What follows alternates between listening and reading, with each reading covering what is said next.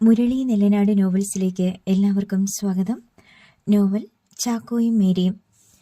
ശക്തിയായ ഇടിയേറ്റ് ഉയർന്നു പൊങ്ങിയ ചാക്കോ കാറിന്റെ മുകളിൽ വീണു. റോഡിലേക്ക് ഉരുണ്ടുപോയി. പിന്നാലെ വന്ന ബസിന്റെ അടിയിൽ അവൻ മറഞ്ഞു. ആളുകൾ സംഭവസ്ഥലത്തേക്ക് ഓടിക്കൂടി. ബസ് പിന്നോട്ടെടുത്തപ്പോൾ രക്തത്തിൽ കുളിച്ച് ചലനമില്ലാതെ അവൻ കിടപ്പുണ്ടായിരുന്നു. റോഡിലേക്ക് എടുത്തു ചാടിയതാ ഭയന്നുപോയ കാർ ഡ്രൈവർ എല്ലാവരോടുമായി പറഞ്ഞു. കണ്ണു കാണാത്ത ആളാ ബസ് സ്റ്റാൻഡിൽ നിന്ന് ഇറങ്ങി വന്നത്.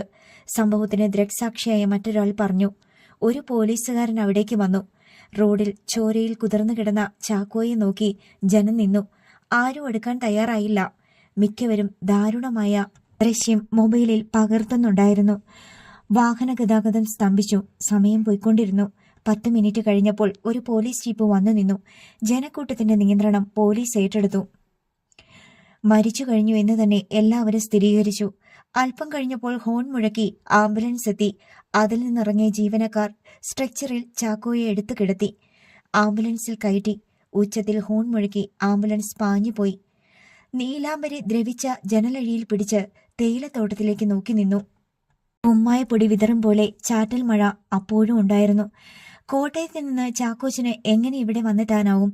വീട്ടിൽ നിന്ന് ആരെങ്കിലും ചാക്കോച്ചനെ പുറത്ത് കൊണ്ടുപോയിട്ടുണ്ടെങ്കിൽ അത് കുരീശൻ മുതലാളി മാത്രമാണ്. പള്ളിയിലും അങ്ങനെ ചില സ്ഥലത്തും പോയിട്ടുള്ള കഥകൾ പറഞ്ഞു കേട്ടിട്ടുണ്ട്. ഗേറ്റ് കടന്ന് റോഡിൽ ഇറങ്ങിയാൽ ഏതു ഭാഗത്തേക്ക് പോകണമെന്ന് പോലും ഒരു പക്ഷേ ചാക്കോച്ചൻ അറിയില്ല. പക്ഷേ എല്ലാവരേക്കാളും ചാക്കോച്ചന് അറിവുണ്ട്. എൽസ ഒരുപാട് കാര്യങ്ങൾ പറഞ്ഞു കൊടുത്തിട്ടുണ്ട്. അതൊക്കെ ചാക്കോച്ചന്റെ മനസ്സിൽ കിടക്കും. ഏതു നേരവും ഫോണിലേക്ക് ചാക്കോച്ചന്റെ വിളി വരുമെന്ന് ഉറപ്പാണ്. എന്ത് ചെയ്യും ദൈവമേ? ഇവിടെങ്ങാനും ചാക്കോച്ചൻ വന്നാൽ ലക്ഷ്മി ചേച്ചി മുറ്റത്ത് പോലും കടത്തില്ല. ചാക്കോച്ചനെയും കൊണ്ട് എങ്ങോട്ട് പോകും? കൈവിടാൻ മാത്രമേ കഴിയൂ. കൺമുന്നിലൂടെ എവിടേക്കെന്നറിയാതെ ചാക്കോച്ചൻ പോകുന്നത് കണ്ടു നിൽക്കാൻ കഴിയുമോ? അതിനു മുമ്പ് സേവിച്ചിന്റെ ആളുകൾ ഇവിടെ എത്തും. ഒന്നും മനസ്സിലാക്കാതെയല്ല തമ്പി സാർ മുന്നറിയിപ്പ് തന്നത്. ചാക്കോച്ചനെയും കൊണ്ട് താൻ കടന്നു കളഞ്ഞെന്ന് അവർ വിധി എഴുതി കഴിഞ്ഞു. സേവിച്ചിന്റെ ആളുകൾ എത്തുന്നതിനു മുമ്പ് എല്ലാം വീട്ടുകാരെ അറിയിക്കണമെന്ന് അവൾക്ക് തോന്നി. നീലാംബരി കണ്ണും മുഖവും തുടച്ചിട്ട് മുറിയിൽ നിന്നിറങ്ങി. TV കാണുകയാണ് എല്ലാവരും. എന്താടി, എന്തിനാ നീ കരയുന്നേ? ലക്ഷ്മി അവളെ ചുഴിഞ്ഞു നോക്കി. തമ്പി സാറ് വിളിച്ചിരുന്നു. ഞാൻ നിന്ന വീട്ടിൽ ചില പ്രശ്നങ്ങളൊക്കെ ഉണ്ടായെന്നാ പറഞ്ഞത്. വല്ലതും ഒപ്പിച്ചു വെച്ചിട്ടാണോടി നീ വന്നിരിക്കുന്നത്? നിന്റെ വരവ് കണ്ടപ്പോഴേ എനിക്ക് സംശയം തോന്നിയതാ. ലക്ഷ്മി TV ഓഫ് ചെയ്തിട്ട് എഴുന്നേറ്റു. എന്താ പെണ്ണെ? സുമ ചോദിച്ചു. അവരുടെ ഇളയ മോൻ ബ്ലൈൻഡാ. ചാക്കോ എന്നാ പേര്. ഞാൻ ഈ അടിയാ അറിഞ്ഞത് അവൻ അവരുടെ സ്വന്തം മോനല്ലെന്ന്. എടുത്തു വളർത്തിയതാ ഒരു ഹിന്ദു സ്ത്രീയുടെ കുഞ്ഞ. ചാക്കോ എന്നാ പേര്. എല്ലാവരും അവളെ തന്നെ ഉറ്റുനോക്കി. നീലാംബരി കുറച്ചു കാര്യങ്ങളൊക്കെ പറഞ്ഞു. തമ്പി സാറിന്റെ ഫോൺ വിളി കൂടി കേട്ടപ്പോൾ ലക്ഷ്മിക്ക് ഭ്രാന്ത് കയറി. പാഞ്ഞു ചെന്ന് അവളുടെ തലമുടിയിൽ കുത്തിപ്പിടിച്ചു. നാശം പിടിച്ചവളെ, കണ്ണുപൊട്ടനെയും പ്രേമിച്ചിട്ടാണോടി നീ വന്നിരിക്കുന്നത്? ലക്ഷ്മി നീലാംബരിയെ തലങ്ങും വിലങ്ങും അടിക്കാൻ തുടങ്ങി. അടിച്ചു കൊല്ലാതെ ലക്ഷ്മി, ചെറിയമ്മ വിളിച്ചു പറഞ്ഞു. നീ ജീവിക്കാനാണോടി പോയത്, അതോ ഞങ്ങളെയൊക്കെ കൊലയ്ക്ക് കൊടുക്കാനോ? സുമ വന്ന് ലക്ഷ്മിയെ പിടിച്ചു മാറ്റി. ഞാനൊരു തെറ്റും ചെയ്തിട്ടില്ല. അവൾ കരഞ്ഞു. നിന്റെ പിന്നാലെ അവനും വീട് വിട്ടത് പിന്നെ എന്തിനാടി? അവൻ വല്ല വണ്ടിക്കടിയിലും ചെന്ന് കയറിയ നീ സമാധാനം പറയണ്ടേടി? നീലാംബരിയുടെ ഉള്ളു കിടുങ്ങി. അവിടുന്ന് ഇങ്ങോട്ട് ആളുകൾ വന്നിട്ടുണ്ടെന്നല്ലേ പറഞ്ഞത്? അവരിവിടെ വന്നാൽ മാനം മര്യാദയ്ക്ക് ജീവിക്കാമെന്ന് കരുതണ്ട. ഒരു പേരുദോഷവും കേൾപ്പിക്കാതെ ഞങ്ങളിങ്ങനെ നിൽക്കുമ്പോൾ നിനക്ക് എങ്ങനെ തോന്നി ചക്കി ഇതൊക്കെ ചെയ്യാൻ? ഞങ്ങളെപ്പറ്റി ഒരു ബോധവും നിനക്കില്ലാതെ പോയല്ലോ. സുമിയുടെ കണ്ടമിടറി. നമ്മൾ പട്ടിണി പാവങ്ങളല്ലേ മോളെ? പണക്കാരുടെ കാര്യങ്ങളിൽ ചെന്നിടപെടാൻ പാടുണ്ടോ? നീയായി ആ പയ്യനുമായി കൂട്ടുകൂടിയിട്ടല്ലേ അവൻ വീട് വിട്ടിറങ്ങിയതിന്റെ പഴി കേൾക്കേണ്ടി വന്നത്? നീയൊന്നും മിണ്ടാതിരി സുമേ. ചുമ്മാതൊന്നും ആ ചെക്കൻ വീട് വിടില്ല. അവളുടെ ഒരു പ്രേമം. പോലീസ് വന്ന് ഇവളെ കൊണ്ടുപോകും. എന്റെ ദൈവങ്ങളെ, ഇങ്ങനൊരു ശിക്ഷ എന്തിനു തന്നു? ഒരു വാഹനത്തിന്റെ ഇരമ്പൽ കേട്ടു. ദേ, ആ പറഞ്ഞ ആളുകളാണെന്ന് തോന്നുന്നു. സുമ ഭീതിയോടെ പറഞ്ഞു. നീലാംബരിയിൽ ഒരു ഞെട്ടലുണ്ടായി. ഒച്ചപ്പാടുണ്ടാവാതെ നോക്കണേ ചേച്ചി, വന്നിരിക്കുന്നത് ഗുണ്ടകളാ. വീണ്ടു വിചാരമൊന്നും അവറ്റകൾക്കുണ്ടാവില്ല. സുമ അപേക്ഷിച്ചു. വണ്ടിയുടെ ഡോറുകൾ തുറന്നടയുന്ന ഒച്ച കേട്ടു. ലക്ഷ്മി വേഗം വരാന്തയിലേക്ക് ഇറങ്ങിച്ചെന്നു. താഴെ റോഡിൽ കിടന്ന സ്കോർപിയോയുടെ മുന്നിൽ 4-5 പേർ നിൽക്കുന്നു. നാട്ടുകാരൻ പളനിസ്വാമിയോട് എന്തോ സംസാരിക്കുകയാണ്. അവർ വീടിന് നേരെ തിരിയുന്നത് ലക്ഷ്മി കണ്ടു. മുന്നിൽ വെള്ള ഷർട്ടും മുണ്ടും ധരിച്ച കറുത്തിട്ടൊരാൾ. പിന്നിൽ ഗുണ്ടകളെ പോലെ 4 പേർ. പടികൾ കയറി അവർ മുറ്റത്തു വന്നു. ആരാ? ലക്ഷ്മിയുടെ ഒച്ച വിറച്ചു. നീലാംബരി വിടില്ലേ? ഉണ്ട്. നിങ്ങളാരാ? അവളെ ഇങ്ങോട്ട് വിളിക്ക്. ചക്കി, ലക്ഷ്മി വിളിച്ചു. നീലാംബരി മെല്ലെ വരാന്തയിൽ ഇറങ്ങി. അയാൾ അവളെ അടിമുടി നോക്കി. ദയവില്ലാത്ത നോട്ടമായിരുന്നു. കോട്ടയത്ത് ഒരു വീട്ടിൽ ഹോം നേഴ്സായിട്ട് നിന്നത് നീയല്ലേ? അതെ, ഞങ്ങൾ കോഴിക്കോട്ട് നിന്ന. കൈക്ക് പണിയുണ്ടാക്കരുത്. നിന്റെ കൂടെ വന്ന കൊച്ചനെ കൊണ്ടുപോകാനാ ഞങ്ങൾ വന്നത്. കൂട്ടത്തിൽ നിന്നെയും കൊണ്ടുപോകണ്ടെങ്കിൽ അവനെ ഇറക്കിക്കൊണ്ടുവാ. റോഡിൽ നാട്ടുകാരിൽ ചിലർ വന്നു നിൽക്കുന്നത് ലക്ഷ്മി കണ്ടു. നിങ്ങൾ അകത്തേക്ക് വാ. ലക്ഷ്മി അയാളെ ക്ഷണിച്ചു. കൂടെയുള്ളവരോട് അവിടെ നിൽക്കാൻ പറഞ്ഞിട്ട് അയാൾ വീടിനുള്ളിൽ കയറി. സാറ് പറഞ്ഞതൊന്നും ഞങ്ങൾക്ക് മനസ്സിലായില്ല. ഇവൾ ഒരു വീട്ടിൽ ജോലിക്ക് നിന്നത് പറഞ്ഞത് സത്യ. ഏത് കൊച്ചന്റെ കാര്യാ പറയുന്നത്? ലക്ഷ്മി അജ്ഞത നടിച്ചു. ഇങ്ങോട്ട് വെളച്ചിലിറക്കല്ലേ. ഇവൾ അവിടത്തെ കാഴ്ചയില്ലാത്ത പയ്യനെ മടിച്ചോണ്ടാ പോന്നത്. വിവരം കിട്ടിയിട്ടാ ഞങ്ങൾ വന്നത്. അയാളുടെ മട്ടും ഭാവവും മാറി. ഇങ്ങനെയൊരു ആരോപണവുമായി ആളുകൾ വന്നാൽ കേറി നോക്കാൻ പറയാതെ വേറെ നിവർത്തിയില്ല. ഇവിടെ ഞങ്ങളല്ലാതെ വേറെ ആരുമില്ല. ആരെയും ഒളിപ്പിച്ചു വച്ചിട്ടുമില്ല. കേറി വരീനടാ. എല്ലാവരും അകത്തു വന്നു. എല്ലായിടത്തും നോക്ക്. അവർ അകത്തേക്ക് പോയി. 2-3 ആമ്പിള്ളേരുള്ള വീടാ അത്. അതിലൊരുത്തന്റെ ശല്യം സഹിക്കവയ്യാതെയാ ഇവൾ ഇങ്ങോട്ട് വന്നത്. ഇവൾ വന്നിട്ട് കുറച്ചു ദിവസമായി. ഇവിടെ തനിച്ചാ ഇവൾ വന്നത്. അത് കഴിഞ്ഞ് ആരും ഇങ്ങോട്ട് വന്നിട്ടില്ല. ലക്ഷ്മി താഴ്മയായി പറഞ്ഞു. അകത്തു പോയവർ തിരിച്ചു വന്നു. ആരുമില്ല അനിയേട്ടാ, ഒരാൾ പറഞ്ഞു. കൂലിപ്പണി ചെയ്താ ഞങ്ങൾ ജീവിക്കുന്നത്. വലിയ വീട്ടിനെ പയ്യനെ ഇങ്ങോട്ട് കൂട്ടിക്കൊണ്ടു വന്നെന്ന് പറഞ്ഞാൽ എന്തു മറുപടിയാ പറയേണ്ടതെന്ന് ഞങ്ങൾക്കറിയില്ല. അതും കാഴ്ചയില്ലാത്ത കൊച്ചൻ. നിങ്ങൾ ഇവിടെ വന്ന് കണ്ടതല്ലേ? അഷ്ടിക്ക് വകയില്ലാത്തവരാ ഞങ്ങൾ. അവൻ ഇവളുടെ കൂടെയാ വന്നതെന്നാ എന്നെ അവർ അറിയിച്ചത്. എന്നാ സാറേ ആ പയ്യനെ കാണാതായത്? ഇന്നലെ രാത്രി.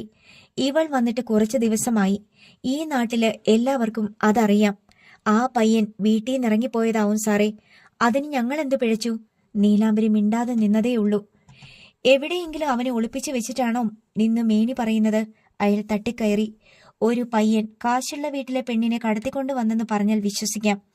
കണ്ണു കാണാത്ത പയ്യനെ ഒരു പെണ്ണ് കൊണ്ടുവന്നെന്ന് പറഞ്ഞാൽ ആരും വിശ്വസിക്കില്ല. ഒരു നേരം അടുപ്പ് കത്തിക്കുന്ന പാട് ഞങ്ങൾക്കറിയാം. ഇവളും അവനും പ്രേമത്തിലാണെന്ന് കേട്ടതോ? ലക്ഷ്മി നീലാംബരിയെ നോക്കി. പറഞ്ഞു കൊടുക്കടി. എനിക്കതറിയില്ല. ആ വീട്ടിൽ കുറച്ച് മനുഷ്യപ്പറ്റുള്ളത് അവനാ. കണ്ണു കാണാത്തോണ്ട് എന്നെ ഉപദ്രവിക്കാൻ വരില്ലെന്ന വിശ്വാസത്തിൽ മിണ്ടാറുണ്ട്. അവൾ മറുപടി കൊടുത്തു. അയാൾ സെല്ലെടുത്ത് ഒരു നമ്പറിൽ വിളിച്ച് അവൻ എത്തിയിട്ടില്ലെന്ന് അറിയിച്ചു. പിന്നെ ഫോൺ അവളുടെ നേരെ നീട്ടി. നിന്നോട് സംസാരിക്കണമെന്ന്. അവൾ ഫോൺ വാങ്ങി. ഹലോ, ഞാനാടി സേവ്യർ. അവളുടെ ഉടൽ വിറച്ചു. തന്ത ചത്തെന്ന് പറഞ്ഞ് നീ അവിടെ സുഖമായി എത്തിയില്ലേ? അവൻ അവിടെ എത്തിയോടി? എന്റെ കൂടെ വരാൻ സത്യമായും ചാക്കോയിൽ ഞാൻ വിളിച്ചിട്ടില്ല. ഇവരൊക്കെ വന്നിട്ടാ വിവരം അറിയുന്നത്. വയനാട്ടിലല്ലാതെ ഞാൻ എവിടെ താമസിക്കുന്നതെന്ന് പോലും ചാക്കോച്ചനോട് പറഞ്ഞിട്ടില്ല. സേവിച്ചനെ പേടിച്ച ആ പാവം ഇറങ്ങിപ്പോയത്. അതിനെന്നെ ശിക്ഷിച്ചിട്ട് എന്ത് കാര്യാ ഉള്ളത്? നിച്ചി വായടക്കടി.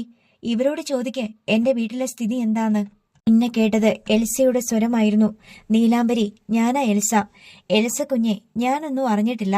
ചാക്കോച്ചനെ കൂടെ വിളിച്ചിട്ടുമില്ല. ചാക്കോച്ചനോട് അല്പമെങ്കിലും സ്നേഹമുള്ളത് എൽസ കുഞ്ഞിനാണെന്നറിയാം.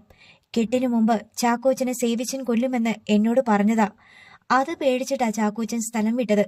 നിങ്ങൾ കരുതും പോലെ ഞങ്ങൾ തമ്മിൽ ഒരു ബന്ധവുമില്ല. സങ്കടങ്ങൾ പറഞ്ഞു കരയും ഒരു കുട്ടിയെപ്പോല ചാക്കോച്ചനെ ഞാൻ കണ്ടത്. നീലാംബരി കരഞ്ഞുപോയി. നീ ആരോടാടി സംസാരിക്കുന്നത്? ഫോൺ ഇങ്ങതാ. അയാൾ കൈ നീട്ടി. ഒന്നുകിൽ പേടിച്ച് ചാക്കോച്ചൻ ഇറങ്ങിപ്പോയി, അല്ലെങ്കിൽ സേവിച്ചൻ രാത്രി ചാക്കോച്ചനെ അവിടെ നിന്ന് മാറ്റി. എടി, ഫോൺ തരാൻ. അയാൾ ഫോൺ പിടിച്ചു വാങ്ങി. കോൾ കട്ട് ചെയ്തു.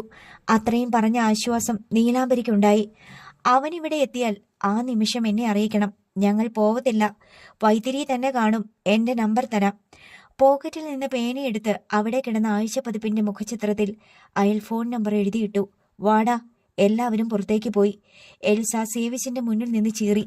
എനിക്ക് അവളോട് സംസാരിക്കണം. സേവിച്ചൻ അവളെ വിളിക്കുന്നുണ്ടോ? അവൻ അവിടെ എത്തിയിട്ടില്ലെന്ന് പറയുന്നത് കേട്ടില്ലേടി നീ?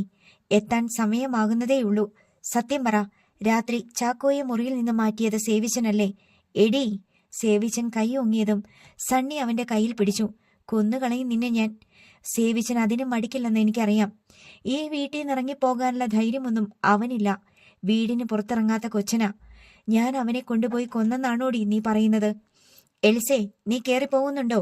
സണ്ണി ഇടയ്ക്ക് കയറി. വന്നു കയറിയ ഒരുത്തനെ ചൊല്ലി നമ്മൾ തമ്മിൽ തല്ലാൻ പാടില്ല. ചാക്കോയെ ഞങ്ങൾ ആരും ഒന്നും ചെയ്തിട്ടില്ല. അവൻ ആ പെണ്ണിനെ തേടിപ്പോയതാ. നീ ഒന്ന് റൂമിലേക്ക് പോകുന്നുണ്ടോ? അപ്പ BP കയറി കിടക്കുവാ. എൽസ അവിടെ നിന്ന് പോയി. എടാ സണ്ണി, ആ മോള് അവളോട് എന്തോ ഫോണിൽ പറഞ്ഞടാ. അതിന്റെ കലിപ്പാ കാണിക്കുന്നത്. സേവിച്ചൻ എന്തിനാ എൽസയുടെ കയ്യിൽ ഫോൺ കൊടുത്തത്? കൊടുത്തതാണോ? പിടിച്ചു വാങ്ങിയതല്ലേ? സേവിയറിന്റെ സെൽ റിങ് ചെയ്തു. അവൻ ഫോൺ എടുത്തു. ജിനിയുടെ അപ്പനാ. അവൻ കോൾ എടുത്തു. എന്നതാ അപ്പച്ചാ? മോനെ, കോഴിക്കോട് നിന്നൊരു മെസ്സേജ് കിട്ടിയിട്ടുണ്ട്. ഒരു അന്ധനെ വണ്ടി ഇടിച്ച് തെറിപ്പിച്ചെന്ന്. സ്പോട്ടിൽ വെച്ച് തന്നെ തട്ടിപ്പോയെന്നാ കേട്ടത്. സേവിയറിന്റെ ഉള്ളു തുടിച്ചു. അത് അവനാന്ന് വല്ല വിവരവും കിട്ടിയോ അപ്പച്ചാ? SP സക്കറിയെ വിളിച്ച് പറഞ്ഞതാ. അവിടെ ഒരു ഹോസ്പിറ്റലിലുണ്ട്. പറഞ്ഞു കേട്ട അറിവ് വെച്ച് അത് ആ കൊച്ചിനാ. കഴിഞ്ഞു കിട്ടിയെന്ന് തന്നെ കരുതാം. ഞങ്ങൾ അങ്ങോട്ട് പുറപ്പെടാം. എൽസ ഓടി വരുന്നത് സേവ്യർ കണ്ടു. നീ ഒന്ന് വെയിറ്റ് ചെയ്യ്. 10 മിനിറ്റിനുള്ളിൽ വിവരങ്ങൾ അറിയാം. കുര്യച്ചനോട് ഇപ്പൊ ഒന്നും പറയണ്ട. ശരി അപ്പച്ച. കോൾ കട്ടായി. എന്നതാ? എൽസ ചോദിച്ചു. നീ കിടന്ന് ഒച്ചയും ബഹളവും ഉണ്ടാക്കരുത്. അത് അവനാണോന്ന് അറിയത്തില്ല. കോഴിക്കോട് ഒരു ബ്ലൈൻഡിന് ആക്സിഡന്റ് ഉണ്ടായെന്ന് ജിനിയുടെ അപ്പൻ വിളിച്ചു പറഞ്ഞു. എന്റെ കർത്താവേ! എൽസ നെഞ്ചിൽ കൈവച്ചു. സംശയിക്കണ്ട സേവിച്ച, അത് അവൻ തന്നെ. സമയം വെച്ചു നോക്കിയ അവൻ കോഴിക്കോട് എത്തിയിട്ടുണ്ടാവും. സണ്ണി ഉറപ്പായിട്ട് പറഞ്ഞു. അപ്പയോടൊന്നും പറയണ്ട. 10 മിനിറ്റിനുള്ളിൽ ജിനിയുടെ അപ്പൻ വിളിക്കും. എന്നതായാലും പോകാനുള്ള തയ്യാറെടുപ്പ് തുടങ്ങിക്കോ. എന്നാ അവസ്ഥയെന്ന് പറഞ്ഞോ? എൽസ ചോദിച്ചു. തട്ടിപ്പോയെന്ന വിവരം. എൽസ കരച്ചിലടക്കി മുറിയിലേക്ക് ഓടി. സേവ്യർ ഉടൻ തന്നെ വൈത്തിരിയിലേക്ക് അയച്ച ടീമിനെ വിളിച്ച് കോഴിക്കോടിന് തിരിക്കാൻ നിർദ്ദേശം കൊടുത്തു. 10 മിനിറ്റിനുള്ളിൽ ഇത്തിക്കണ്ട വർക്കിയുടെ കോൾ വന്നു. ICUവിലാണെന്നും ഫോട്ടോ വാട്സപ്പ് ചെയ്തിട്ടുണ്ടെന്നും അയാൾ അറിയിച്ചു. ഉടൻ സേവ്യർ വാട്സപ്പ് നോക്കി. ഇത്തിക്കണ്ടം വർക്കി അയച്ച 4-5 ഫോട്ടോകൾ ഉണ്ടായിരുന്നു. സ്ട്രെച്ചറിൽ കിടക്കുന്ന ചിത്രങ്ങളാണെല്ലാം. സേവ്യറിന്റെ മുഖം തെളിഞ്ഞു. സണ്ണി, അതവൻ തന്നെ. സണ്ണി ഫോട്ടോ കണ്ട് ഉറപ്പുവരുത്തി. ഫോട്ടോ കണ്ടപ്പോൾ മരിച്ചു കിടക്കുന്നത് പോലെയുണ്ട്. അവൻ അങ്ങോട്ടോ ഇങ്ങോട്ടോ എന്ന നിലയിൽ കിടക്കുക. ഇനി അപ്പയെ മറച്ചു വെക്കണ്ട. ഉടൻ പുറപ്പെടണം. സേവ്യർ കുര്യച്ചന്റെ മുറിയിലേക്ക് ചെന്നു. ജെയിംസ് കുട്ടി കൂടെ ഉണ്ടായിരുന്നു. എന്തേലും വിവരം കിട്ടിയോടാ എന്റെ കൊച്ചിനെപ്പറ്റി? ക്ഷീണിതനായി കുര്യച്ചൻ ചോദിച്ചു. അവൻ അവളെ തേടി തന്നെയാ പോയത്. കോഴിക്കോട് എത്താറേ ആയിട്ടുള്ളൂ. അപ്പ പേടിക്കേണ്ട കാര്യമൊന്നുമില്ല. ഒരു വണ്ടി അവനെ ഒന്ന് തട്ടി. ഈശോയെ! കുര്യച്ചൻ പിടഞ്ഞെഴുന്നേറ്റു. എന്നാ പറ്റിയടാ? തെളിച്ചു പറ. അവൻ അവിടെ ഒരു ഹോസ്പിറ്റലിലുണ്ട്. പരിക്ക് ഗുരുതരമല്ലെന്നാ അറിഞ്ഞത്. ജെയിംസ് കുട്ടി, എടുക്കടാ വണ്ടി. കുര്യച്ചൻ മുറിയിൽ നിന്നിറങ്ങി ഓടി. അപ്പാ! പിന്നാലെ സേവ്യർ ഓടിച്ചെന്നു. ഞാൻ പറയുന്നത് അപ്പയൊന്ന് കേൾക്ക്. ഞാനും സേവ്യറും അങ്ങോട്ട് പോകാം. വലിയ പരിക്കില്ലാത്ത നിലയ്ക്ക് അവനെ ഇങ്ങോട്ട് കൊണ്ടുവരാം. അപ്പ റെസ്റ്റ് എടുക്ക്. കോഴിക്കോട് വരെ യാത്ര ചെയ്യാനുള്ള ആരോഗ്യം അപ്പയ്ക്കില്ല. അവൻ എന്തെങ്കിലും പറ്റിപ്പോയ പിന്നെ റെസ്റ്റ് എടുത്ത് വീട്ടിലിരിപ്പ് തന്നെയാടാ. അതിനൊരു സംശയവും വേണ്ട. ജെയിംസ് കുട്ടി! സേവിയറെ തള്ളി മാറ്റി കുര്യച്ചൻ പുറത്തേക്ക് പാഞ്ഞു. പിന്നാലെ ജെയിംസ് കുട്ടിയും ഓടി. സണ്ണി റെഡിയായി വന്നു. അപ്പയെ തടയാനൊന്നും നിൽക്കണ്ട. സേവിച്ചൻ വാ. എൽസ കാറ്റ് പിടിച്ചതുപോലെ വീണ്ടും ഓടി വന്നു. നിങ്ങൾ എന്തേലും പറഞ്ഞേച്ചു പോ. പറയാൻ എന്താ ഉള്ളത്? വെളുക്കുമ്പോ ഞങ്ങൾ അവന്റെ ഡെഡ് ബോഡി കൊണ്ടിങ്ങു പോരും. ഇനി അവനെ കൊല്ലിച്ചതാന്ന് നീ പറയാതിരുന്നാ മതി. വാടാ സണ്ണി, നാളെ അവന്റെ ശവമടക്കാം. സേവ്യർ മുൻപേ നടന്നു. കൂടെ സണ്ണിയും നീങ്ങി. 2 കാറുകൾ ഗേറ്റ് കടന്ന് പുറത്തേക്ക് പോയി. എൽസ അവിടെ നിന്ന് വിങ്ങിക്കരഞ്ഞു. മോനെ ചാക്കോ, നീ എന്നത്തിനാടാ ഇറങ്ങിപ്പോയത്? എന്നാ സാഹസാ നീ കാണിച്ചത്? മോളെ! മറിയച്ചെടുത്തി അടുത്ത് വന്ന് വിളിച്ചു. കൊച്ചമ്മ വിളിക്കുന്നു. അവൾ കരഞ്ഞുകൊണ്ട് ആലീസിന്റെ അടുത്തേക്ക് ചെന്നു. കട്ടിലിൽ ചാരി ഇരിക്കുകയാണ് ആലീസ്. വല്ല വിവരവും കിട്ടിയോടി? കോഴിക്കോട് ഒരു ഹോസ്പിറ്റലിൽ അവനുണ്ടത്രേ. എല്ലാവരും അങ്ങോട്ട് പോയിരിക്കുക അമ്മച്ചി. കരഞ്ഞുകൊണ്ട് അവൾ പറഞ്ഞു. അവൻ എന്നാ പറ്റി? ഏതോ വണ്ടി ഇടിച്ചതാ. സേവിച്ചന്റെ മട്ടും ഭാവവും കണ്ട ചാക്കോ ഇനി ഇല്ലെന്നാ അമ്മച്ചി തോന്നുന്നത്. എൽസ പൊട്ടിക്കരഞ്ഞു. ചാക്കോയെ കൈവിടല്ലേ കർത്താവേ. ആലീസിൽ ഒരു ഭാവഭേദവും ഉണ്ടായില്ല. അമ്മച്ചിക്ക് സങ്കടമൊന്നുമില്ലേ? അവന്റെ വിധി അതായിരിക്കും. പുറം ലോകം എന്നതാണെന്നറിയാത്ത അവൻ കോഴിക്കോട് വരെ എത്തിയത് അതിനു വേണ്ടിയാ. നിങ്ങളുടെ അപ്പ ഇതൊന്ന് സഹിച്ചു കിട്ടിയാ മതി. എന്നത്തിന്റെ കുറവുണ്ടായിട്ട് അവൻ ഇറങ്ങിപ്പോയത്. എത്ര കഠിനമായാണ് അമ്മച്ചി സംസാരിക്കുന്നതെന്ന് എൽസ ഓർത്തു. അമ്മച്ചിക്ക് ചാക്കോ ആരുമല്ലായിരുന്നു. സത്യത്തിൽ അപ്പ ഈ വേവ് കാണിക്കുന്നത് അവനില്ലാതായാൽ ഇതുവരെ ഉണ്ടാക്കിയ സമ്പാദ്യങ്ങളൊക്കെ ചോർന്നു പോകുമെന്ന പേടികൊണ്ടാ. അല്ലാതെ അപ്പയ്ക്കും അവനോട് ആത്മാർത്ഥമായ സ്നേഹമൊന്നുമില്ല. അവനോട് കളങ്കമില്ലാത്ത സ്നേഹം തോന്നിയത് ഒരു പാവം പെണ്ണിന് മാത്രമാണ്. ആ സ്നേഹം തേടിയാ അവൻ പോയത്. എൽസ അമ്മച്ചിയുടെ മുറിയിൽ നിന്നിറങ്ങിപ്പോയി. ചാക്കോയുടെ ചേതനയേറ്റ രൂപം എങ്ങനെ കാണും കർത്താവേ? എല്ലാവരും കരുതും പോലെ അവനൊരു ആപത്തും വരുത്തരുതേ. അറിയാതെ അവൾ സ്റ്റെയർ കേസ് കയറി അവന്റെ മുറിയിൽ ചെന്നു. വയലിൻ കസേരയിൽ വെച്ചിട്ടുണ്ട്. മുറിയിൽ ഒരു മാറ്റവുമില്ല. അവനില്ലെന്നത് ഒഴികെ. കിളിയൊഴിഞ്ഞ കൂട് പോലെ ആ മുറി അവൾക്ക് തോന്നി.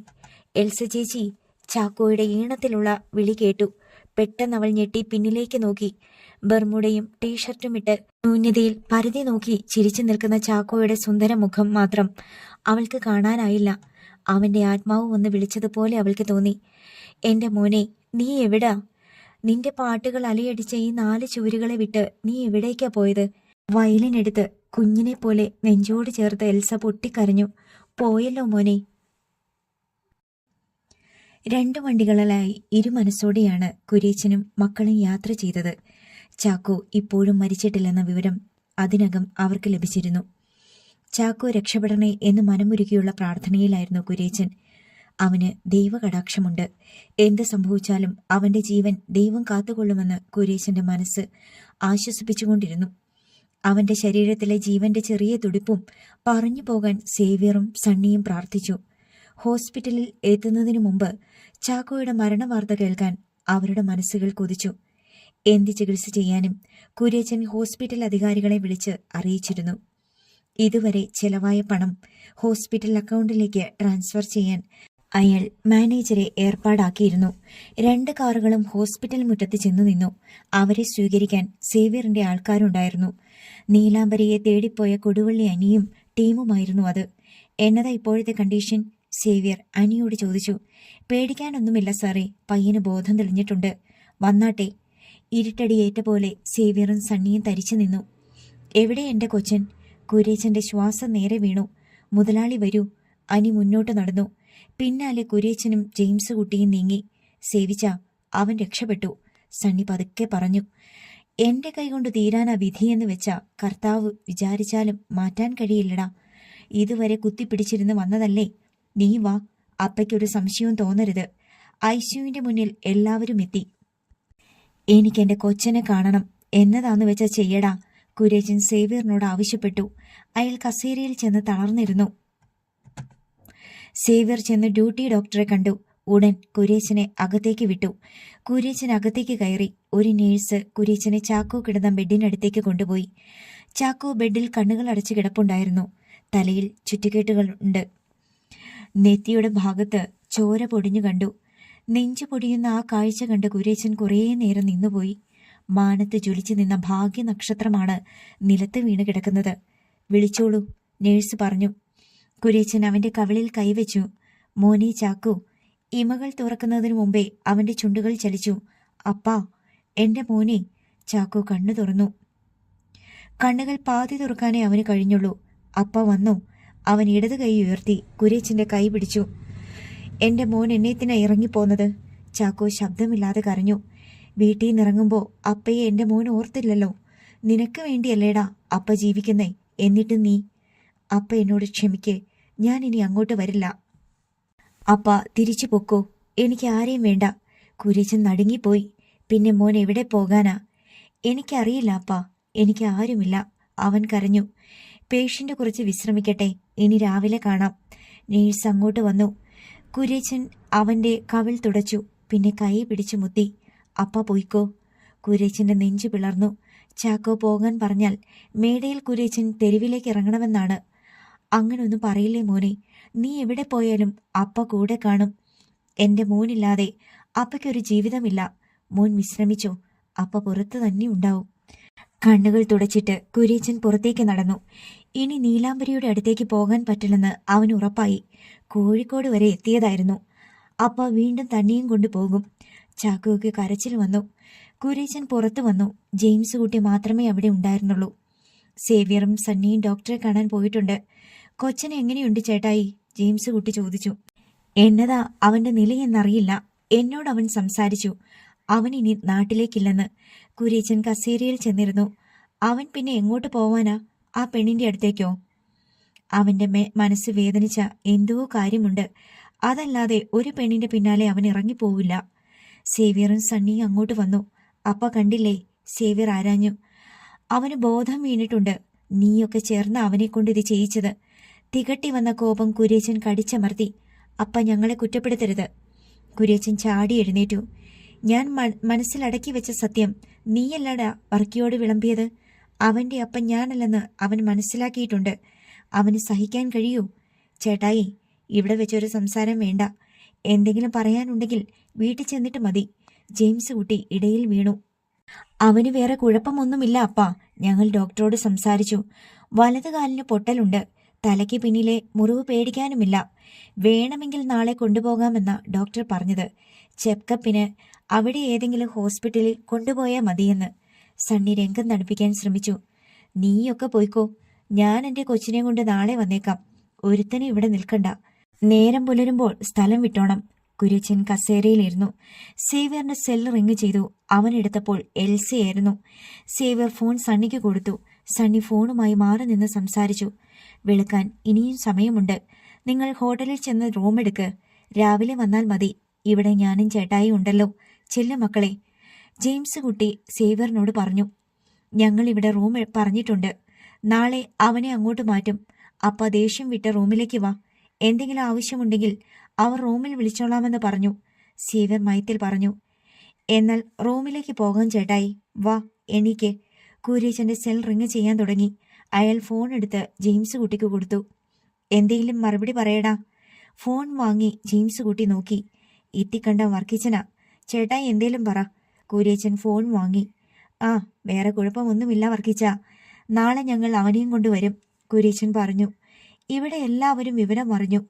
പയ്യൻ ബ്ലൂ വെയിൽ കളിച്ചു പോയതാണെന്ന് ചോദിച്ചവരോടൊക്കെ ഞാൻ പറഞ്ഞിട്ടുണ്ട്. അന്ധനായതുകൊണ്ട് കോഴിക്കോട് വരെ തനിച്ച് യാത്ര പോകാൻ കിട്ടിയ ടാസ്ക അവൻ ചെയ്തതെന്ന് കാച്ചിയിട്ടുണ്ട്. വർക്കിയുടെ ചിരി കേട്ടു. കുര്യച്ചന്റെ ശരീരം വിറഞ്ഞു കയറി. ഇനി ആരെങ്കിലും ചോദിച്ചാ കുര്യച്ചൻ മാറ്റി പറയണ്ട. അല്ലാതെ എന്നാ പറയും? ഇറങ്ങിപ്പോയെന്ന് പറഞ്ഞ നാണക്കേടല്ലേ? വർക്കിച്ചൻ വെച്ചു. കുര്യച്ചൻ കോൾ കട്ട് ചെയ്തു. അവന്റെ അപ്പന്റെ ബ്ലൂ വെയിൽ പരമ ഡാഷ്. എന്റെ കൊച്ചൻ പോയത് ബ്ലൂ വെയിൽ കളിച്ചിട്ടാണെന്ന്. കണ്ണു കാണാത്ത കൊച്ചനെ കുറിച്ചാ ഇത് പറയുന്നത്. സേവ്യറിന്റെ മുഖം വിളറി. ചേട്ടായി എണീക്ക്. എന്റെ കൊച്ചനെ അവിടെ നിറക്കാതെ ഞാനിവിടെ നിന്ന് ചലിക്കുകയില്ല. സേവ്യറും സണ്ണിയും റൂമിലേക്ക് പോയി. വെളുക്കുന്നത് വരെ കുര്യച്ചൻ അവിടെ തന്നെ ഇരുന്നു. പുലരുന്നത് തിങ്കളാഴ്ചയാണ്. അവന്റെ മനസ്സിൽ സന്തോഷം നിറച്ചു വേണം തിരികെ കൊണ്ടുപോകാൻ. അവൻ ഇറങ്ങിപ്പോയത് ശനിയാഴ്ച രാത്രിയായിരുന്നു. അതുകൊണ്ടാണ് അനിഷ്ട സംഭവങ്ങൾ കേൾക്കാതിരുന്നത്. രാവിലെ കുര്യച്ചൻ ചാക്കോയെ കണ്ടു. അവൻ എഴുന്നേറ്റിരുന്ന് ചായ കുടിക്കുകയാണ്. മോനെ, കുര്യച്ചൻ അടുത്തു വന്നു. എനിക്ക് നടക്കാൻ വയ്യ അപ്പാ. ഷീറ്റ് നീക്കി പ്ലാസ്റ്റർ ഇട്ട അവന്റെ കാൽ അയാൾ കണ്ടു. അതൊന്നും സാരമില്ലടാ. 2-3 ആഴ്ച കഴിയുമ്പോൾ ഇളക്കി മാറ്റാം. നമുക്ക് വൈകിട്ട് തിരിച്ചു പോകാം. നിന്നെ കാണാതെ എൽസ കരച്ചിലോട് കരച്ചില. അവൻ മിണ്ടാതിരുന്നു. നീ നീലാംബരിയെ കാണാനല്ലേ വന്നത്? അവൾ പാവ അപ്പാ. എനിക്കതറിയില്ലേ. നമ്മൾ തിരിച്ചു പോകുമ്പോൾ അവളെയും കൂടി കൊണ്ടുപോകാം. അപ്പ ഇപ്പോ തന്നെ അവളെ ചെന്ന് കൂട്ടിക്കൊണ്ടുവരാം. നിന്റെ കാര്യങ്ങളൊക്കെ അവൾ നോക്കിക്കോളും. ചാക്കോ അയാളുടെ നേരെ മുഖം തിരിച്ചു. സത്യമാ അപ്പ പറയുന്നേ. നിന്റെ സന്തോഷത്തിൽ കവിഞ്ഞ് അപ്പൻ എന്നാ ഉള്ളത്? മോനൊന്ന് ചിരിച്ചേ. ചിരിക്കണ. അവൾ വരില്ല അപ്പ. അവൾക്ക് സേവിച്ചനെ പേടിയാ. നിന്റെ കൂടെ അവളെ കൊണ്ടുപോകുന്നത് ഞാനാ. സേവിച്ചന് നമ്മുടെ വീട്ടിൽ താമസിക്കാൻ ഇഷ്ടമില്ലെങ്കിൽ വേറെ വീട്ടിലോട്ട് പോട്ടെ. നമുക്ക് വേറെ വീടില്ലേ? മേടയിൽ വീട് നിന്റേതാ. ഇനി അപ്പയെ സങ്കടപ്പെടുത്തല്ലേ. ഇല്ലെന്ന് പറയടാ. ഇല്ലെന്ന് അവൻ തലയാട്ടി. ഇനി അപ്പയുടെ മോനൊന്ന് ചിരിച്ചേ. ചാക്കോ ഒരു ചിരി മുഖത്ത് വരുത്തി. പക്ഷേ അത് വിഫലമായി. കുര്യച്ചന് ആശ്വാസം തോന്നി. നീലാംബരി കട്ടിലിൽ തന്നെ ചുരുണ്ടി കിടന്നു. 12 മണി കഴിഞ്ഞിട്ടും എഴുന്നേറ്റ് ഒരു തുള്ളി വെള്ളം കുടിക്കാൻ പോലും അവൾ തയ്യാറായില്ല. ആരും പിന്നീട് തന്റെ ഫോണിലേക്ക് വിളിച്ചിട്ടില്ല. ലക്ഷ്മി മുറിയിലേക്ക് തിടുക്കത്തിൽ വന്നു. ദേ, അവർ വീണ്ടും വന്നിട്ടുണ്ട്. നീലാംബരി പിടഞ്ഞെഴുന്നേറ്റു. ആ ചെക്കൻ ഇനിയും അവരുടെ കണ്ണിൽ പെട്ടിട്ടില്ല. എന്റെ ദൈവങ്ങളെ, ഇവൾ ഒരുത്തി എല്ലാരെയും കൊലയ്ക്ക് കൊടുക്കുമല്ലോ. സുമ ഓടി വന്നു. അവരെ ഇവളെ അന്വേഷിക്കുക. എണീച്ചു വാടി ദ്രോഹി. ലക്ഷ്മി നീലാംബരിയുടെ കയ്യിൽ പിടിച്ച് എഴുന്നേൽപ്പിച്ചു. അവർ കൊണ്ടുപോയിക്കോട്ടെ. ഞങ്ങൾക്കൊന്നും ചോദിക്കാനുമില്ല, പറയാനുമില്ല. വാടി ഇങ്ങോട്ട്. അവളുടെ കയ്യിൽ പിടിച്ചു വലിച്ച് ലക്ഷ്മി പുറത്തേക്ക് കൊണ്ടുപോയി. ബലിമൃഗം പോലെ അവൾ കൂടെ ചെന്നു. നീലാംബരിയുമായി ലക്ഷ്മി വരാന്തയിൽ ഇറങ്ങി. മുറ്റത്ത് കൊടുവള്ളി അനിയും കൂട്ടരും നിൽപ്പുണ്ടായിരുന്നു. റോഡിൽ 2 വാഹനങ്ങൾ കിടപ്പുണ്ട്. എന്താന്ന് വെച്ചാ ഇവളോട് ചോദിക്ക്. നീയൊന്ന് കാറിനടുത്തേക്ക് വാ. വണ്ടിയിൽ മുതലാളി ഇരിപ്പുണ്ട്, അനി പറഞ്ഞു. ഏത് മുതലാളി? നീലാംബരി ചോദിച്ചു. അവൾ റോഡിലേക്ക് നോക്കി. നീലാംബരിയുടെ ഉടൽ വിറച്ചു. കുര്യച്ചൻ മുതലാളിയുടെ കാറിൽ നിന്ന് കുര്യച്ചൻ ഇറങ്ങുന്നത് നീലാംബരി കണ്ടു. ഇറങ്ങി വാടി, അനി മുരണ്ടു. നീലാംബരി അവിടെ നിന്ന് ചലിച്ചില്ല. തന്നെ തേടി കുര്യച്ചൻ മുതലാളി ഇവിടെ എത്തി. കുര്യച്ചൻ പടവുകൾ കയറി വന്നു. നീലാംബരിയെ നോക്കി അയാളൊന്ന് ചിരിച്ചു. അവൾക്കൊന്നും മനസ്സിലായില്ല. നീ എന്നതാടി കൊച്ചേ പകച്ചു നിൽക്കുന്നേ? ഞാനിങ്ങോട്ട് വരികയില്ലെന്ന് നീ കരുതിയോ? എന്നാ പറഞ്ഞ നീ അവിടെ നിന്ന് ഇറങ്ങിപ്പോന്നത്? നിന്റെ ഇളയപ്പൻ മരിച്ചെന്നോ? ഇവിടെ ആരേലും മരിച്ചോ? കുര്യച്ചൻ ലക്ഷ്മിയെ നോക്കി. ഇല്ല, ലക്ഷ്മി അമ്പരപ്പോടെ പറഞ്ഞു. എന്നാൽ ഇവൾ അവിടെ നിന്ന് ഇറങ്ങിപ്പോകാൻ പറഞ്ഞ കാര്യം ഇളയപ്പൻ മരിച്ചെന്ന. ലക്ഷ്മി നീലാംബരിയെ തറപ്പിച്ചു നോക്കി. എന്റെ വീട്ടിലാ ഇവൾ നിന്നത്. ഇവളുടെ പിന്നാലെ എന്റെ കൊച്ചിനെ ഇറങ്ങിപ്പോയി. കോഴിക്കോട് വെച്ച് ഒരു ആക്സിഡന്റിൽപ്പെട്ട് അവൻ ആശുപത്രിയിലാ. അയ്യോ! നീലാംബരി അറിയാതെ നിലവിളിച്ചു പോയി. നീ എന്നത്തിനാ അവിടെ നിന്ന് ഇറങ്ങിപ്പോന്നത്? അതെനിക്കറിയണം. എന്റെ കൊച്ചിന്റെ മനസ്സിൽ ഇല്ലാത്ത ചിന്തകളൊക്കെ ഉണ്ടാക്കി വെച്ചിട്ട് കടന്നു കളഞ്ഞത് എന്നത്തിനാന്ന് അറിഞ്ഞേ പറ്റൂ. ഞാനൊരു ചിന്തയും ഉണ്ടാക്കിയില്ല മുതലാളി, അവൾ പതുക്കെ പറഞ്ഞു. ഞാൻ പറയാം മുതലാളി, എല്ലാം അവൾ ഇവിടെ വന്നു പറഞ്ഞു. ലക്ഷ്മി മുന്നോട്ട് വന്നു. മുതലാളി കയറിയിരുന്നാട്ടെ. ലക്ഷ്മി ആകെ ഉണ്ടായിരുന്ന കസേര നീക്കിയിട്ടു. കുര്യച്ചൻ വരാന്തയിൽ കയറി അതിലിരുന്നു. ഞങ്ങൾ പാവങ്ങളാ മുതലാളി, ജീവിക്കാൻ വേണ്ടിയാ അവൾ അവിടെ വന്നത്. വലിയ വീട്ടിലെ പയ്യനെ സ്നേഹിക്കാനൊന്നും അവൾക്ക് കഴിയില്ല. നിങ്ങൾ കാര്യം പറ, പുരാണം കേൾക്കാൻ നേരമില്ല. മുതലാളിയുടെ മൂത്ത മകന്റെ ശല്യം സഹിക്ക വയ്യാതെയാ അവൾ പോന്നത്. കുര്യച്ചൻ നീലാംബരിയെ തറപ്പിച്ചു നോക്കി.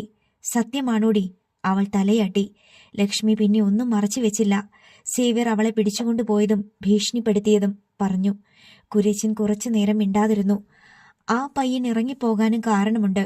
അവൻ മുതലാളിയുടെ മോനല്ലെന്ന് ആദ്യം ചാക്കോയോട് പറഞ്ഞത് സേവ്യറാ. ചാക്കോയെ കൊല്ലുമെന്ന് വരെ പറഞ്ഞു. ജീവൻ രക്ഷിക്കാനാ അവൻ ഇറങ്ങിപ്പോയത്. കുര്യച്ചൻ ഞെട്ടലോടെ മുഖം കുനിച്ചു നിന്ന നീലാംബരിയെ നോക്കി. ഇവർ പറയുന്നത് ശരിയാണോ? അവൾ തലയാട്ടി. സേവിച്ച് കൊല്ലും മുമ്പ് എങ്ങോട്ടെങ്കിലും പോകുമെന്ന് ചാക്കോച്ചൻ എന്നോട് പറഞ്ഞിരുന്നു. ചാക്കോച്ചനെ കൂടെ കൊണ്ടുപോകാമെന്ന് എന്നോട് ചോദിച്ചു. അങ്ങനൊന്നും ചിന്തിക്കരുതെന്നേ ഞാൻ പറഞ്ഞുള്ളൂ. ഞാൻ പറഞ്ഞിട്ടല്ല ചാക്കോച്ചൻ അവിടെ നിന്നിറങ്ങിയത്. ജീവൻ രക്ഷിക്കാനാ. കരച്ചിലിനിടെ അവൾ പറഞ്ഞു. ചാക്കോ ആ സത്യം മനസ്സിലാക്കിയെന്ന് കുര്യച്ചന് ബോധ്യപ്പെട്ടു. നീ ഇതൊക്കെ ആലീസിനോട് പറയാത്തതെന്താ? അമ്മച്ചിക്കും എൽസ കൊച്ചിനും എല്ലാം അറിയാം മുതലാളി. ഞാൻ സ്വന്തം മോനല്ലേ എന്ന് ചാക്കോച്ചൻ അമ്മച്ചിയോട് ചോദിച്ചതാ. സേവിച്ചൻ കൊല്ലുമെന്ന് പറഞ്ഞ കാര്യവും പറഞ്ഞു. അമ്മച്ചി അത് കാര്യമാക്കിയില്ല. തന്നെ മാത്രം ആരും ഒന്നും അറിയിച്ചിട്ടില്ലെന്ന് കുര്യച്ചന് മനസ്സിലായി. മുതലാളി വിശ്വസിക്കണം, ഇവളും ചാക്കോയും തമ്മിൽ ഒരു ബന്ധവുമില്ല. അവന്റെ സങ്കടം പറയാൻ ഒരാളായിട്ടേ ഇവളെ കണ്ടിട്ടുള്ളൂ. ഇനി ഞങ്ങളെ ഉപദ്രവിക്കരുത്, ലക്ഷ്മി അപേക്ഷിച്ചു. ചാക്കോയെ വളർത്ത മോനായിട്ടല്ല ഞാൻ കാണുന്നത്, എന്റെ സ്വന്തം മോനായിട്ടാ. അല്ലെങ്കിൽ ഇവിടം വരെ എനിക്ക് വരേണ്ട കാര്യമുണ്ടോ? അവനെ ഇനി ആരും ഒന്നും ചെയ്യില്ല. നിന്നെയും ആരും ഉപദ്രവിക്കില്ല. നീ എന്റെ കൂടെ വാ. നിനക്കൊരു അബദ്ധം വരാതെ ഞാൻ നോക്കിക്കൊള്ളാം. അവൻ ഇനി വീട്ടിലേക്കില്ലെന്ന് പറയുക. നീ വന്നാൽ അവനെ തിരിച്ചു കൊണ്ടുപോകാൻ എനിക്ക് കഴിയും. നീലാംബരി ലക്ഷ്മിയെ നോക്കി. മുതലാളി ഉറപ്പു പറഞ്ഞ നിലയ്ക്ക് ഇനി പേടിക്കേണ്ട കാര്യമില്ല. നീ ചെല്ല്, ലക്ഷ്മി പ്രോത്സാഹിപ്പിച്ചു. നിന്റെ ശമ്പളം ഞാൻ കൂട്ടിത്തരാം. പറ്റുന്നതുവരെ നീ അവിടെ നിൽക്ക്. എനിക്ക് അവനെ വീട്ടിലെത്തിക്കണം. അത്രേയുള്ളൂ. ആലോചിച്ച് നിൽക്കാതെ ഡ്രസ് ചെയ്തു വാ. ചെല്ലടി പെണ്ണെ. ലക്ഷ്മി അവളെ ഉന്തിത്തള്ളി അകത്തേക്ക് വിട്ടു. മുറിയിൽ ചെന്ന് നീലാംബരി ആലോചിച്ചു നിന്നു. തിരിച്ചു പോകേണ്ടി വരുമെന്ന് കരുതിയില്ല കുര്യച്ചൻ മുതലാളിയോട് സേവിച്ചനെപ്പറ്റി പറഞ്ഞത്. മുതലാളി എല്ലാം അറിഞ്ഞു. അതിന്റെ പക സേവിച്ചൻ തന്നോട് തീർക്കില്ലേ? എന്ത് ധൈര്യത്തിൽ വീണ്ടും പോകും? ചാക്കോച്ചനെ ഒന്ന് കാണാനും കണ്ണുകൊതിക്കുന്നു. ഏതവസ്ഥയിലാണെന്ന് അറിയില്ല. തന്നെ കാണണമെന്ന് ചാക്കോച്ചൻ ആഗ്രഹിച്ചു കാണും. അതറിയാതെ കുര്യച്ചൻ മുതലാളി വരില്ല. ഒരു പക്ഷേ നീലാംബരിയെ അന്വേഷിച്ചു കാണും. ചാക്കോച്ചന് ഹോസ്പിറ്റലിൽ കിടക്കുമ്പോൾ പോകാതിരിക്കാൻ തനിക്ക് കഴിയുമോ? തന്നെ തേടിയ ചാക്കോച്ചൻ വന്നത്. പിന്നെ അവൾക്ക് ആലോചിച്ചിരിക്കാൻ കഴിഞ്ഞില്ല. ഡ്രസ് ചെയ്ത് ബാഗും എടുത്ത് നീലാംബരി പുറത്തു വന്നു. അവളെ കണ്ട് കുര്യച്ചൻ എഴുന്നേറ്റു. പോക്കറ്റിൽ നിന്ന് 500-ന്റെ കുറച്ച് നോട്ടെടുത്ത് എണ്ണാൻ പോലും തുനിയാതെ ലക്ഷ്മിയുടെ നേരെ നീട്ടി. വാങ്ങിച്ചോ, ഇവിടത്തെ സ്ഥിതി കണ്ടപ്പോ തരുന്നതാ. ലക്ഷ്മിയുടെ കണ്ണു വിടർന്നു. അവൾ വേഗം നോട്ടുകൾ വാങ്ങി. എന്നാൽ ഇറങ്ങാം. കുര്യച്ചൻ മുറ്റത്തിറങ്ങി. നീലാംബരി അവസാന യാത്രയെന്നോണം ലക്ഷ്മിയെയും സുമിയെയും നോക്കി. ചെല്ലു പെണ്ണെ, അവിടെ ചെന്നിട്ട് വിളിക്ക്. പടിയിറങ്ങുമ്പോൾ ഇനിയൊരു തിരിച്ചുവരവുണ്ടാവില്ലെന്ന് ഉള്ളിലിരുന്ന് ആരോ പറയുന്നത് പോലെ നീലാംബരിക്ക് തോന്നി. കുര്യച്ചൻ കാറിന്റെ പിൻഡോർ തുറന്നുകൊടുത്തു. അവൾ കയറിയപ്പോൾ അയാളും കൂടെ കയറി. അവൾക്ക് അമ്പരപ്പാണുണ്ടായത്. വണ്ടി ചുരമിറങ്ങുമ്പോൾ കുര്യച്ചൻ പറഞ്ഞു തുടങ്ങി, നീയും ചാക്കോയും തമ്മിൽ ഒന്നുമില്ലെന്ന് പറഞ്ഞാൽ ഞാൻ വിശ്വസിക്കുകയില്ല. നിന്നെ തേടിയ അവൻ വന്നത്. അവൻ വരുമെന്ന് നിനക്കറിയാമായിരുന്നു. നീലാംബരിക്ക് ഒച്ച പൊങ്ങിയില്ല. നിന്നെ കൊണ്ടുപോകുന്നത് എന്നേത്തിനാന്ന് നീ മനസ്സിലാക്കണം. കടിച്ച പാമ്പിനെ കൊണ്ട് വിഷം ഇറക്കാൻ വേണ്ടിയാ. എന്ന് വെച്ചാ നീ അവന്റെ മനസ്സിൽ എന്തേലും ചിന്തകൾ ഇട്ടിട്ടുണ്ടെങ്കിൽ നീയായിട്ട് അത് തിരിച്ചെടുക്കണം. അതല്ലാതെ നിന്നെയും അവനെയും തമ്മിൽ അടുപ്പിക്കാനല്ല കൂടെ കൊണ്ടുപോകുന്നത്. മനസ്സിലായോ നിനക്ക്? കുര്യച്ചന്റെ ഒച്ച കനത്തു. അവൾ മിണ്ടിയില്ല. സമയമാവുമ്പോൾ അവന്റെ കെട്ട് ഞാൻ നടത്തും. അതിന് എന്റെ 3 മക്കളുടെയും കെട്ട് നടക്കണം. നീ ഒരു ഹോം നേഴ്സാണെന്ന ബോധം നിനക്ക് വേണം. കുറച്ചു കാലം നീ വീട്ടിൽ നിന്നാ മതി. നിന്നിലുള്ള അവന്റെ പ്രതീക്ഷ എപ്പോ ഇല്ലാതാവുന്നോ അന്നേ നിനക്ക് തിരിച്ചു പോകാൻ പറ്റൂ. അതിനും അവൾ ശബ്ദിച്ചില്ല. വീട്ടിൽ വന്നാൽ അവനോട് കൂടുതൽ അടുക്കാനോ സംസാരിക്കാനോ ശ്രമിക്കരുത്.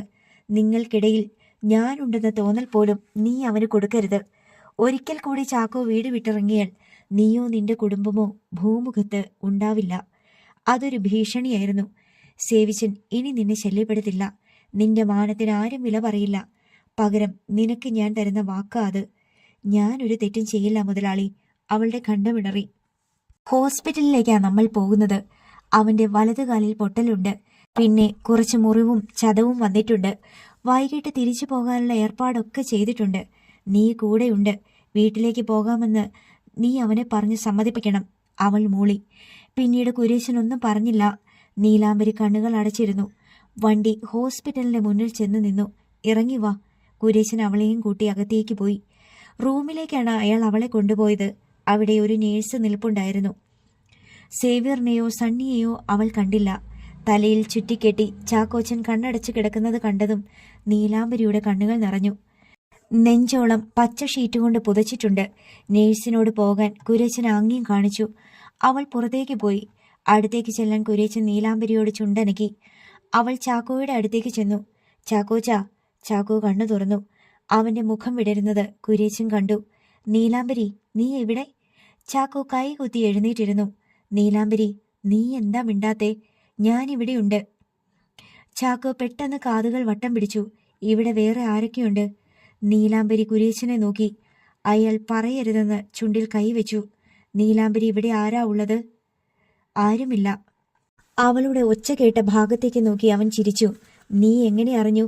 മുതലാളി എന്നെ വിളിച്ചു പറഞ്ഞു. അവൻ അവളുടെ നേരെ കൈ നീട്ടി. നീ അടുത്തോട്ട് വാ നീലാംബരി. അടുത്തേക്ക് ചെല്ലാൻ കുര്യച്ചൻ കൈ കാണിച്ചു. അറച്ചറച്ച് അവൾ ചെന്നു. എവിടെ നിന്റെ കൈ? അവൻ വായുവിൽ പരതി. അവൾ അവന്റെ കൈ പിടിച്ചു. എന്തിനാ ചാക്കോച്ചൻ വീട്ടിൽ നിന്നിറങ്ങിപ്പോന്നത്? ഞാൻ വിളിച്ചിട്ടാ ചാക്കോച്ചൻ വീട് വിട്ടതെന്നാ എല്ലാവരും പറയുന്നത്. തന്റെ പേരിലുള്ള കുറ്റത്തിൽ നിന്ന് രക്ഷ നേടാനുള്ള ശ്രമമായിരുന്നു അവളുടേത്. സേവിച്ചൻ അവിടുന്ന് പൊയ്ക്കോളാൻ പറഞ്ഞിട്ടല്ലേ എല്ലാവരും മനസ്സമ്മതത്തിന് പോകുമ്പോൾ എന്നെ കൊണ്ടുപോകാൻ ഒരു വണ്ടി വരുമെന്ന് സേവിച്ചൻ രാത്രി വന്നു പറഞ്ഞു. നിന്റെ അടുത്ത് കൊണ്ടുവിടുമെന്നാ സേവിച്ചൻ പറഞ്ഞത്. അത് കള്ളമാന്ന് എനിക്ക് അപ്പോഴേ തോന്നി. എന്നെ കൊന്നുകളയാനാ സേവിച്ചൻ നോക്കിയത്. അതാ ഞാൻ രാത്രി ഇറങ്ങിപ്പോന്നത്. നീലാംബരി കുര്യച്ചനെ നോക്കി. അയാളുടെ മുഖം വിളറി. പോകാൻ മറ്റൊരു സ്ഥലമില്ലാത്തോണ്ട് നിന്റെ അടുത്തേക്ക് വരാനാ ഞാൻ ഇറങ്ങിയത്. എങ്ങനെയോ കോഴിക്കോട് വരെ എത്തി. അവന്റെ മുഖത്ത് സങ്കടം നിഴലിച്ചു. അവിടെ വെച്ചാ വണ്ടി ഇടിച്ചത്. പിന്നെ എനിക്കൊരു ഓർമ്മയുമില്ല. അപ്പ എന്നെ കൂടെ കൊണ്ടുപോകുമെന്നാ പറഞ്ഞത്. ഞാൻ കൂടെ പോയാൽ സേവിച്ചൻ എന്നെ കൊല്ലും. അപ്പയോട് പറയാനും വയ്യ. ഞാൻ എന്നാ ചെയ്യും നീലാംബരി? എന്റെ അപ്പ പാവ. ചാക്കോച്ചന് ഇനി ആരും ഒന്നും ചെയ്യൂല. ഞാൻ പോവൂല. നീലാംബരി എന്നെ കൊണ്ടുപോവോ? ഈ അവസ്ഥയിൽ ചാക്കോച്ചൻ വീട്ടിലേക്ക് പോവുകയല്ലാതെ വേറെ ഒരു വഴിയില്ല. ഞാനും കൂടെ വരാം. അവൻ മന്ദഹസിച്ചു. സത്യാണോ നീലാംബരി പറയുന്നേ? അതെ. പതുക്കെ അവന്റെ മുഖത്തെ ചിരി മാഞ്ഞു. നിന്നെ സേവിച്ചൻ ഉപദ്രവിക്കില്ലേ? ഞാൻ നോക്കിയും കണ്ടു നിന്നോളാം. നമുക്ക് തിരിച്ചു പോകാൻ ചാക്കോച്ച. ഒരെതിർപ്പും ചാക്കോച്ചൻ പറയരുത്. പറഞ്ഞാൽ ഞാൻ പോകും. അവൻ മിണ്ടാതിരുന്നു. ഒച്ചയുണ്ടാക്കി മുറിയിലേക്ക് വരുന്നതായി കുര്യച്ചൻ ഭാവിച്ചു. നീ എപ്പോ വന്നു? കുര്യച്ചൻ ഒന്നും അറിയാത്ത പോലെ നീലാംബരിയോട് ചോദിച്ചു. ചാക്കോ തല ഇരുവശത്തേക്കും ചലിപ്പിച്ചു. ഞാനിപ്പോ വന്നതേ ഉള്ളൂ. നീലാംബരി വന്നപ്പോ നിനക്ക് സന്തോഷായില്ലേടാ മോനെ? ഞാൻ അവളെ വിളിച്ചു പറഞ്ഞിട്ടാ വന്നത്. അവൻ മോളി. സേവിച്ചൻ അവളെ ശല്യപ്പെടുത്തിയെന്ന് ഫോണിൽ വിളിച്ചപ്പോൾ എന്നോട് പറഞ്ഞു. ഇനി അങ്ങനെയൊന്നും ഉണ്ടാവില്ല. അവൻ എന്നോട് മാപ്പ് പറഞ്ഞു. ഇവൾക്കോ നിനക്കോ അവനെ കൊണ്ട് ഒരു ഉപദ്രവവും വരില്ല. നിന്റെ അപ്പയാ പറയുന്നേ. കുരേച്ചൻ അവന്റെ ചുമലിൽ തട്ടി. 1 മാസമെങ്കിലും നിനക്ക് റെസ്റ്റ് വേണ്ടിവരും. നിന്റെ കാര്യങ്ങൾ നോക്കാനാ നീലാംബരി വരുന്നത്. ആലീസിന്റെ കാര്യങ്ങൾ നോക്കാൻ വേറൊരാളെ വെക്കുന്നുണ്ട്. നിന്റെ കൂടെ ഇവൾ കാണും. അവന്റെ മുഖത്ത് പ്രകാശം പരക്കുന്നത് അയാൾ കണ്ടു. രാത്രി നമുക്ക് ഇവിടെ നിന്ന് പോകാം. ഞാനൊരു ആംബുലൻസ് വിളിച്ചിട്ടുണ്ട്. നീയും നീലാംബരിയും അതിൽ വാ. ഞാനും ജെയിംസ് കുട്ടിയും കാറിലും വരാം. ചാക്കോയ്ക്ക് മറുത്തൊന്നും പറയാൻ കഴിഞ്ഞില്ല. നീലാംബരി കൂടെയുണ്ടെങ്കിൽ മടങ്ങിപ്പോയാലും കുഴപ്പമില്ലെന്ന് അവന് തോന്നി. 6 മണിയായപ്പോൾ ചാക്കോയെ ആംബുലൻസിൽ കയറ്റി. കൂടെ നീലാംബരിയും കയറി. ഡോർ അടഞ്ഞു. അവൾ അവന്റെ കയ്യിൽ പിടിച്ചു. നീലാംബരി കൂടെ ഉണ്ടായിട്ടാ ഞാൻ വരുന്നത്. തിരിച്ചു പോകാതെ പറ്റില്ല ചാക്കോച്ച. അവൾ അവന്റെ നെറ്റി മൃദുവായി തഴുകി. കരച്ചിൽ വന്ന അവളുടെ തൊണ്ട പുകഞ്ഞു. പാവം ചാക്കോച്ചൻ. കുര്യച്ചൻ മുതലാളിയുടെ മനസ്സിലിരിപ്പ് എന്താണെന്ന് ഇപ്പോഴും അറിയില്ല. ആംബുലൻസ് മുന്നോട്ട് നീങ്ങി. അതിനുള്ളിൽ ചാക്കോയും നീലാംബരിയും മാത്രം. മേടയിൽ ബംഗ്ലാവെന്ന മുതലമടയിലേക്ക്. അടുത്ത ഭാഗം നാളെ.